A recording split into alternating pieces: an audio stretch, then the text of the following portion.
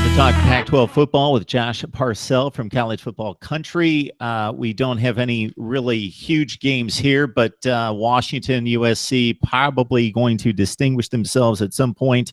USC can lose another game and win the Pac-12. Probably can't lose another game and stay in the college football playoff race. And Utah is not going to be easy at home. The Utes give us what they typically do. Very sound football team that's going to play well along the line of scrimmage. Not a whole lot of dynamic playmakers going to scare anyone. Athletic quarterback in Troy Williams. Washington State going to Cal. The Golden Bears have really fallen apart in recent weeks. Stanford, Oregon, always a good one. Usually a big one, not necessarily this time around. Yeah, I mean, we can start with the USC-Utah game. I would love Utah more in this spot if there weren't some kind of, I think, some drama going on in that offense. There's been some back and forth between the coaches and the offensive staff and some of the players. I think they're just not on the same page right now. And Troy Williams taking over at quarterback. He's a good player. He's an experienced guy. Dane Carrington is a receiver who transferred from Oregon, is as good as anything USC has. I would love Utah in this spot. I just think there's a lot of drama going on around the program, and I think that that's going to distract them heading into this game. So I'm going to go with the Trojans. But up north, my lock of the week this week, I think this is the number one lock against the number of any game in the country, is Washington State at Cal. And it's a Cougars team that, you didn't mention them a minute ago, I don't think, or you mentioned Cal, but Washington State is not getting a ton of attention yet.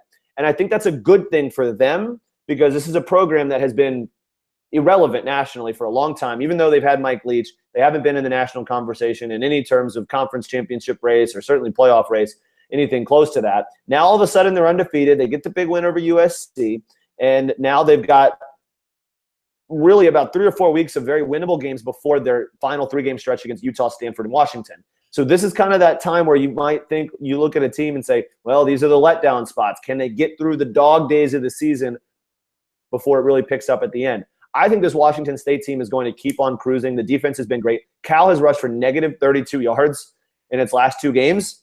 That's not going to get it done against a Cougars defense that's playing very well. Obviously, Mike Leach always has the offense humming. Luke Falk, borderline Heisman candidate at this point. I think it's a 52-17 type game. I'm not scared about going into Berkeley if I'm the Cougars. I think that they win big, and this team keeps rolling. We'll see how good they are later in the year when they play that gauntlet at the end in November. But for now, I think they keep on humming.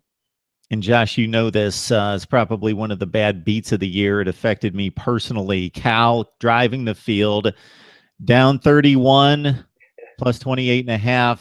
Sure, it doesn't matter at this point in terms of competitive play. Drive it down to the 1-yard line. They get stopped.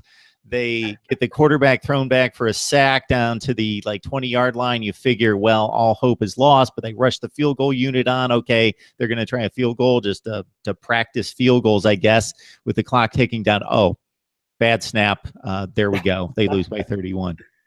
Hey, man, gambling can be a cruel, cruel world sometimes, but that's what's great, man. You got a 31-point game and you're glued to your TV set. You came out on the wrong end this time, but maybe the next time you'll come out on the other side and be thrilled at a 28-point Cal loss. Well, simultaneously, and you know what the deal is on the East Coast when it's like 2:15 in the morning and you're flipping back and forth between Pac-12 games, that Utah is driving down the field on Stanford down 10, and it still matters. They score the touchdown. Then they have the potential botched PAT that the holder kind of pins the football to the ground, and for a split second you think, oh, they've blown the 3.5 because it's a 4 to 3 point margin depending on the PAT, and the kid still ekes it over the crossbar. There you go. That's what it comes down to. The world balances itself out.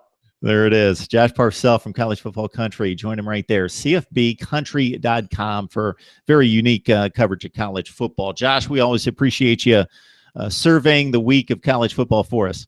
No problem, Mark. Thanks for having me.